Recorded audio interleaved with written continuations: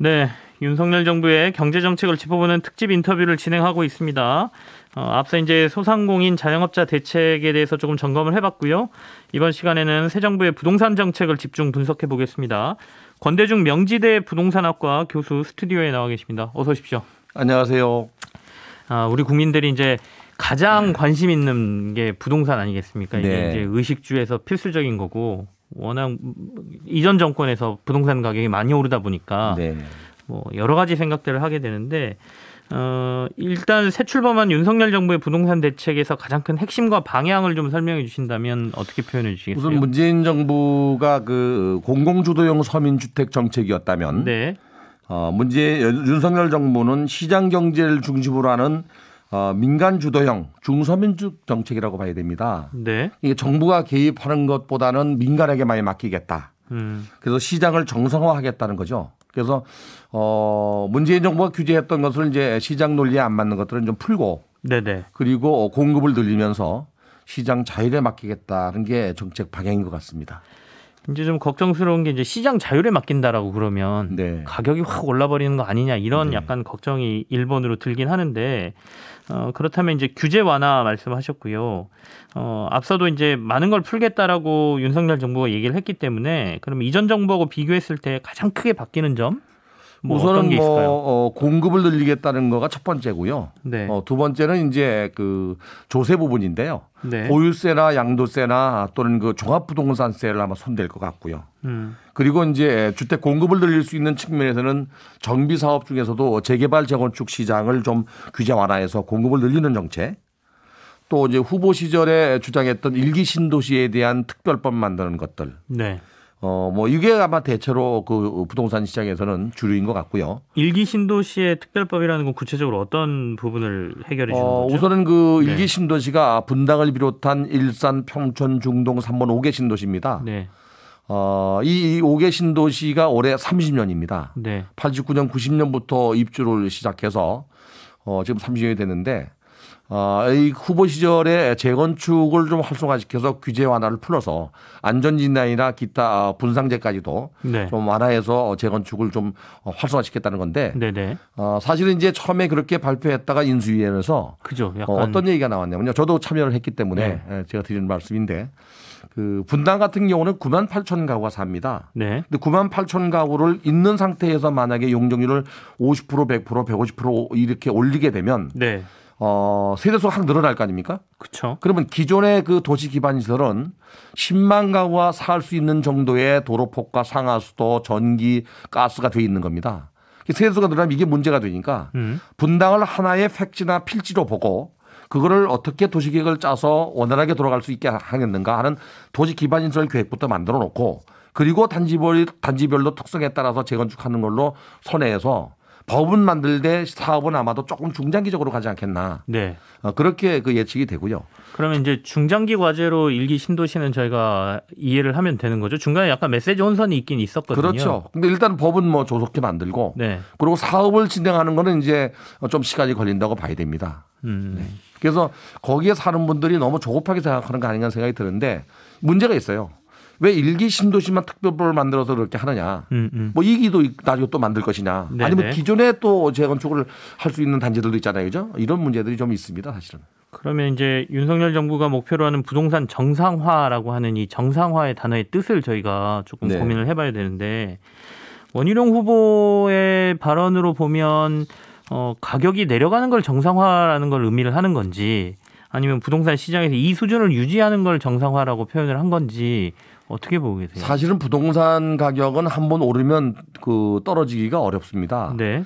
단지 이제 거래가 경직되거나 또 금리를 올려서 가격이 내려가는 경우는 있는데, 정상화나 또는 이거 안정화라는 말에 대한 기준이 저도 학자로서 네. 내리기가 참 애매해요.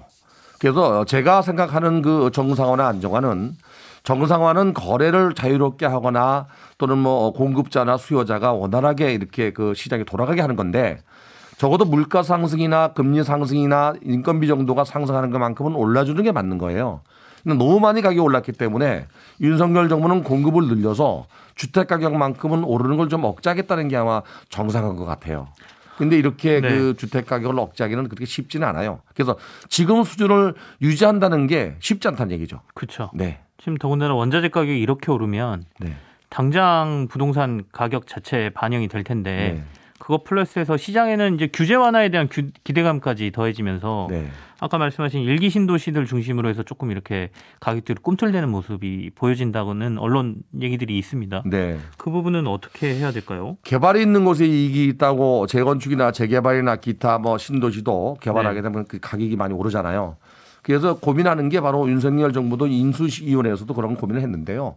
제 개인적으로는 거래는 자유롭게 하되 실소유자 시장으로 재편해야 된다고 봐요. 아직 네. 결정된 건 아닙니다만은 네네. 우선 재건축 재개발 사업 지역의 수요자가 주택을 구입했다면 나중에 새로운 주택을 구입해서 입주하려고 산 거 아닙니까? 네. 그래서 입주 시점까지 만약에 거래를 제한하고 거기 사는 사람들은 언제든지 팔게 한다면 실소유자 시장으로 재편되지 않겠나. 근데 사실 이 문제는 이제 재건축 사업이 진행되거나 재개발 사업이 진행되면 이주 수요에 따르는 전월세 가격 상승이 또 있어요. 네. 이게 매매 가격을 또 올리거든요. 그래서 정책을 어떻게 추진하느냐에 따라서 시장이 어떻게 반영하고 흐르는 게 보이거든요. 이게 그걸 잘 따라서 시장에 맞춰야 되는데 아직은 뭐 이제 출발한 지 어제니까 어떻게 할지 모르겠어요. 아직 계획된 건 없습니다. 단지 이제 사업을 단계적으로 추진하겠다는 것, 중장기적으로 방향은 잡혀 있지만. 네, 그래서 인수에 얘기한 게 이제 3기 신도시의 일부를 1기 신도시가 재건축되면서 일부 2주 단지를 만들어서 순환재개발 방식으로도 얘기가 나오고 있어요. 네. 그래서 3기 신도시 건물 지면 근로 이주했다가 재건축이 끝나면 다시 입주하는 방식. 판교에서 이렇게 한 적이 있거든요. 네. 그래서 이렇게 순환개발 방식으로 가게 되면 임대 시장을 좀 안정화시킬 수 있습니다. 그래서 가격을 1기 신도시뿐이 아니라 서울 구도심지도 재건축하는 경우는 또 가격이 오르거든요. 그래서 그걸 억제하는 방법은 뭐 결국에는 규제밖에 없어요. 왜 공급은 시간이 많이 걸리거든요. 네. 그래서 실소유자 시장으로 재편하는 규제가 필요하지 않나 생각이 들어요. 그러면 일단 공급은 임기 내 250만 호를 네. 공약을 내세우셨단 말이죠. 네. 근데 250만 호가 그럼 과연 5년 내에 가능하겠냐 네. 이런 의문들이 있죠. 저는 개인적으로 네. 불가능하다고 봐요. 그래서 국민들이 네. 250만 원을 모두 입주 물량으로 생각해서 그렇습니다. 우선은 금년도와 내년도 적어도 후년까지 2024년도까지 입주 물량은 네. 윤석열 정부가 공급하는 거는 뭐 50%도 안 될 거라고 봐요. 저는. 문재인 정부에서 인허가를 내서 착공해서 건물 지은 것들이 이제 그때 입주 물량으로 돌아올 거고요. 그렇죠. 예, 윤석열 정부가 지금부터 시작해서 공급 물량을 늘린다면 네. 아마도 3년, 4년, 5년 후에 입주 물량으로 일부가 돌아올 것이고요. 네. 나머지 250만 원은 공급할 수 있는 기반 시설을 만들지 않겠나. 근데 여기에서 이제 연간 우리가 45만 원 정도는 입주 물량을 내고 있거든요, 전국에. 네. 이런 차원에서 이제 민간이 공급하는 것까지 따진다면 좀 그 이전 정부보다는 공급량은 늘어날 거라고 보여집니다. 그러나 처음부터 250만 원 계획한 게 전부 입주 물량이라고 생각하면 안 되고 일부는 입주 물량이고 일부는 공급할 수 있는 기반 시설까지 갈 거라고 생각이 됩니다.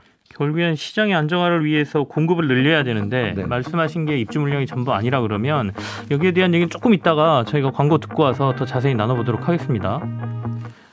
네, 표창원의 뉴스아이킥 권대중 명지대 부동산학과 교수와 함께 윤석열 정부의 부동산 정책에 대해서 조금 자세히 알아보고 있습니다. 앞서 저희가 이제 윤석열 대통령이 밝힌 임기 내 250만 호 공급에 대한 얘기를 좀 하고 있었단 말이죠. 네. 교수님께서는 사실상 5년 내에 250만 호의 입주 물량을 다 넣기에는 약간 불가능한 수치다라는 말씀을 해주셨고 그게 그런 의미가 아니다라는 말씀까지 들었거든요. 이제 그 네. 아주 단적인 예가 이제 그 역세권 개발의 첫집 주택이 있거든요. 네. 20만 호. 이건 이제 공공용지가 아니고 민간 택지이기 때문에 민간들에게 규제를 완화해서 공급을 하게 하는 거거든요. 네. 이 20만 호면 굉장히 많은 양이거든요.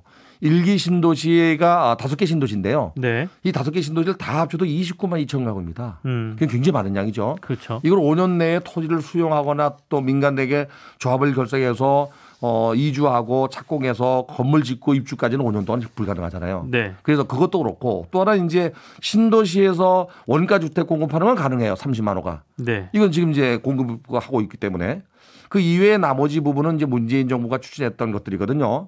예를 들어서 그 용도를 다하지 못하는 개발 지역 일부를 해제해서 공급을 한다든지 재개발 재건축을 통해서 한다든지 그 중에는 이제 1기 신도시에서 약 한 10만 원 정도 공급을 늘리는 게 있어요. 네. 아까 말씀드린 대로 1기 신도시는 법을 제정해야 되고 또 도시기반서부터 이제 여러 가지 환경 분석을 해야 되고 그리고 난 다음에 조합 결성하는데 문제는 주민들이 조합 결성을 얼마나 빨리 해서 협조하느냐에 따라서 사업은 달라지잖아요. 그죠. 속도가 그러니까 이게 차이가 나죠. 속도감이 전혀 네. 달라지니까. 그러고도 이주하고 철거하고 인허가 내고 또 건물 짓고 입주하려면 5년 내는 불가능하다고 봐야죠. 그래서 윤석열 정부 이외에 민간이 공급하는 것까지 따진다면 뭐 250만 원 가능하겠지만 윤석열 정부가 계획했던 대로 입주 물량까지는 아니라고 봐야 된다는 얘기죠. 적어도 기반 시설을 만들어서 입주하게끔 사업을 하게끔 만드는 건 가능하지만 이 시청자분들께서 그 입주 물량이 250만 원을 5년 내에 공급한다고 생각하는 거는 조금 아니라고 생각합니다. 알겠습니다. 네. 어쨌든 최대한 공급량을 늘려서 네. 부동산 시장을 안정화시키겠다는 정책 방향하고 의지는 맞죠. 정부가 갖고 있다 이렇게 봐야 되는 거죠. 네.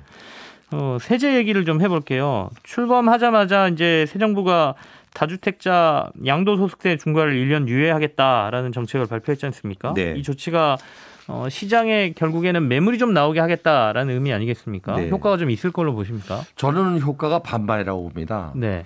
2017년도 12월 13일 날 그 문재인 정부가 임대주택 등록 활성화 방안을 내놨잖아요. 네. 그리고 2018년 4월 말까지 공급 그 등록을 하는 임대주택 사업자에게는 여러 가지 혜택을 많이 줬거든요. 이게 논란이 됐는데도 불구하고 지속적으로 이제 임대주택은 했어요. 그래서 2000년도 5월 말 기준으로 임대주택에 등록한 가구 수가 160만 6천 가구 정도 됩니다. 그 뒤로도 더 많이 했겠죠. 네네. 자, 이 양도세 중과세 1년 동안 한시 면제하는 게 임대사업자 등록한 160만 가구가 점점 이제 4년짜리 끝나고 8년짜리 남아 있잖아요. 임대사업자 등록한 주택은 매도할 수가 없습니다. 네. 그러니까 등록 안 한 가구들이 혜택을 보는 거거든요, 지금. 네. 안 하는 가구들이 과연 얼마나 있을까? 제가 볼 때는 뭐 전국적으로 해도 100만 가구는 안 된다고 봐요. 왜 그러면 2000년도 주택 통계에 보면은 임대주택 두 채 이상 보유한 사람이 232만 가구입니다. 네. 근데 그 중에는 이제 이미 매각한 사람도 있을 거고요. 그러면 적어도 이 혜택을 보는 가구는 100만 가구 이하라면 시장에 미치는 영향은 생각보다 크지 않을 수도 있다는 얘기죠. 그래서 임대사업자 등록이 끝나는 단지들도 끝나고 나서 1년 내에 매각을 해야 되는데 이런 것들은 4년, 8년 끝나고 나면 1년 동안 양도세 중과세를 완화해 준다면 좀 좋았지 않았나 하는 생각이 들어요. 네. 아쉬운 부분이 있다는 말씀이신데 네. 그러면 임대차 3법은 어떻게 되는 거예요? 이 정부가 폐지 쪽으로 처음에 얘기를 했다가 폐지는 아니고 약간 개정한다라는 쪽으로 선회하는 것 같은 느낌을 좀 받게 지금 되는데 야당이 된 민주당이 이 법을 만들고 난 이후에 네. 이걸 만약 폐지하게 되면 야당이 법을 잘못 만든 게 시기라는 꼴이 되잖아요. 네. 이게 지금 여당인 국민의힘 혼자로 개정할 수가 없는 상황이거든요, 이게. 네. 그러면 야당이 이거를 반대하면 법을 개정하거나 폐지할 수가 없어요. 그래서 아마 여야 합의에 의해서 규제를 좀 완화하는 쪽으로 가지 않겠나. 예를 들면은 전월세 상한제 같은 경우는 5% 이하로 돼 있잖아요. 네네. 금리가 지금 5% 이상 되면 임대 놓는 것보다 오히려 금리가 높아지잖아요. 그래서 이거를 5 내지 10%를 탄력적으로 적용해서 적게 올리는 사람들에게 세제 혜택을 준다든지 뭐 이렇게 아마 적용하지 않겠나. 아마 여야가 합의해야 될 겁니다. 네. 그리고 이제 계약갱신 청구권 제도도 지금 2+2년인데 네. 지금 국민의힘은 윤석열 정부가 2년으로 간다 그랬거든요. 아마도 제가 생각에는 아마도 3년으로 줄여서 네. 중학교 3년, 고등학교 3년, 학제가 3년 아닙니까? 학교 때문에 이사 갔다 3학년 때 이사 가는 문제가 나오기 때문에 이렇게 절충한다면 또 합의가 될 수 있어서 규제가 좀 완화될 수 있다. 이렇게 볼 수 있습니다. 그러면 이 윤석열 정부의 부동산 정책 성공 실패를 가르는 가장 큰 변수는 뭐가 될 거라고 보시는지 좀 간단하게 드릴게요. 우선은 공약은 약속을 지켜야 될 거고요. 시장을 얼마나 정확히 보느냐에 따라 다른데 시장에만 맡겨서는 안 된다는 것. 적어도 시장이 왜곡되고 잘못될 때 정부가 시적절하게 개입해서 이걸 바로 잡아줘야 되는데 얼마나 그걸 순발력 있게 하느냐가 가장 중요하고요. 그다음에 시장의 주택 시장에서 공급을 늘린다는 시그널을 지속적으로 줘야 된다는 거. 그러면서도 실천을 옮긴다 그러면 시장은 좀 안정화되지 않겠나 하는 생각이 듭니다. 알겠습니다. 윤석열 정부의 부동산 정책 방향성에 대해서는 많이들 들으셔서 조금 더 자세한 얘기를 오늘 권대중 명지대 부동산 교수와 함께 들어봤습니다. 오늘 나와주셔서 고맙습니다. 감사합니다. 평일 저녁 6시 5분에 여러분을 찾아갑니다. MBC 라디오 표창원의 뉴스 하이킥.